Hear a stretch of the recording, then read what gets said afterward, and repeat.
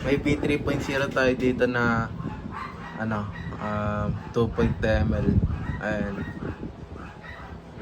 yung season na ano natin, binalik natin. Yung first season ng G-Load natin na sangkap ay V3.0. Ayan, yung kulay. Kaparehas ng X2.0 pero mas matingkad to. Ayan. Sa mga gusto pala mag-order ng G-Load natin dyan, ang PM na lang mga boss. Ayan. Ito, bigay ko mura na lang. Siguro 350 yan, 2 ml. Mabilisan lang, kunin nyo ngayong araw. Padala natin kaagad. Isasabay ko dito sa order ng taga Batangas yun.